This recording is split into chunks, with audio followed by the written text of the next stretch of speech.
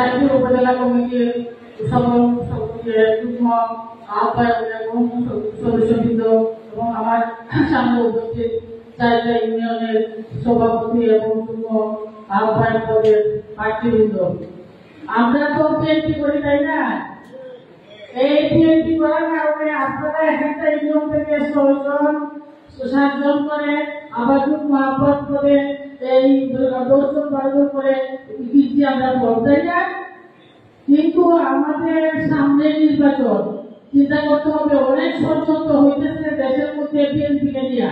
দেখ কত ধরনের যে শব্দ আমরা কোনোদিন শুনি নাই, বুঝি নাই, সে ক্রিয়া প্রক্রিয়া নিয়ে কথা হচ্ছে, করে বলে একটা নিয়ম বের করতেছে।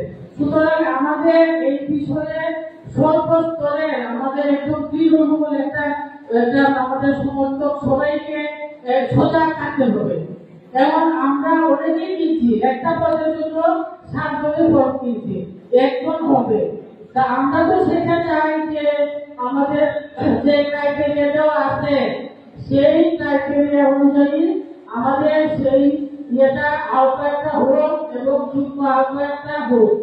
সেই ক্ষেত্রে আমরা তো চাই যে নির্যাতিত যার যে লোক আছে এবং যে দলের প্রতিনিধিত্ব সেই ধরনের লোক আসুক।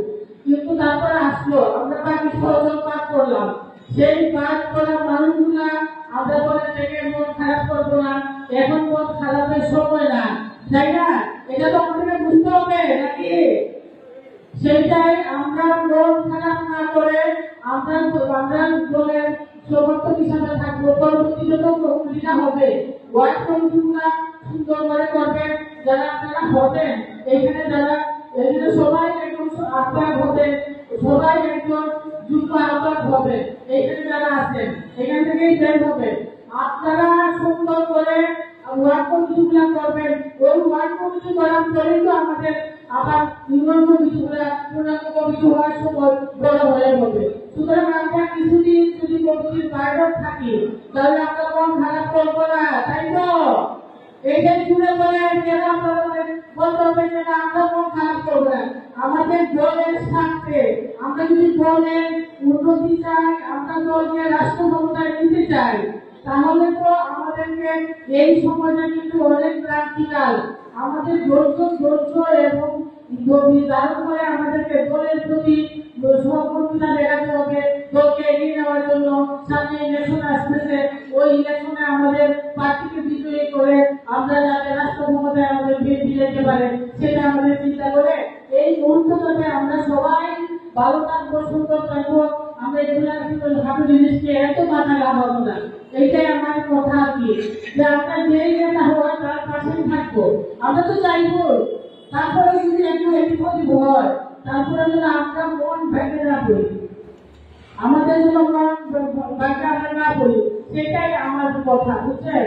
আমাদের সাথে অনেক বড় কাজ, সেই বড় কাজটাকে আমরা যদি সঠিকভাবে দেখতে চাই, এই তাহলে আমাদেরকে ধৈর্য এবং আরো করতেই হবে। সুতরাং এটাই আমার কথা, আমি কথা বলেছি না। সবাই দোয়া করবেন আমার হাজবেন্ডের জন্য এবং আমার জন্য, আর আমাদের ম্যাডাম খালেদের জন্য, যে আমরা কালকে সিলেটে গেলাম, দোয়া পাবলিক করেছেন। আমরা তো উচিত প্রত্যেকটি মিটিংয়ে একটা যেখানে সমাপ্ত হই, আমরা যেন ওনার সুস্থতা কামনা করি, দোয়া করি যে আল্লাহ রব্বুল আলামিন ওনাকে সুস্থ করে দিয়ে ওনার দিক নির্দেশনা নিয়ে আমাদের দল যেন পরিচালিত হয়। এবং আমরা নিশ্চয়ই দেখতেছি, আপনারা দেখবেন উনি এই অবস্থায় কিন্তু সঠিক সিদ্ধান্ত দিতেছে। এটা আপনারা এই ফেসবুকের মাধ্যমে, পত্রিকার মাধ্যমে আমরা পাই, সেটা আমি এখন আর বললাম না। আমরা কিন্তু ওনার দিক নির্দেশনা, সুন্দর দিক নির্দেশনা পাইতেছি। এই জন্য আল্লাহ রাব্বুল আলামিন যেন ওনাকে সুস্থ অবস্থা রাখে, আমাদেরকে দিক নির্দেশনা দেওয়ার শক্তি সামর্থ্য দেয়, এটা আমরা সবাই আল্লাহ রাব্বুল আলামিনের কাছে দোয়া চাই। আর সর্বশেষে আপনারা সবাই ভালো থাকেন, এই ভালো থাকেন, সুস্থ থাকেন এবং খুশি থাকেন। আমরা খুশি থাকি, সেই একটাই কথা। ভালো থাকেন সবাই। আসসালামু আলাইকুম। বাংলাদেশ জিন্দাবাদ, বাংলাদেশ জাতীয়তাবাদী দল জিন্দাবাদ। শহীদ জিয়া আমার বেগম খালেদা জিয়া জিন্দাবাদ। আমাদের দারুণের রহমান জনাব তারেক রহমান জিন্দাবাদ, জিন্দাবাদ।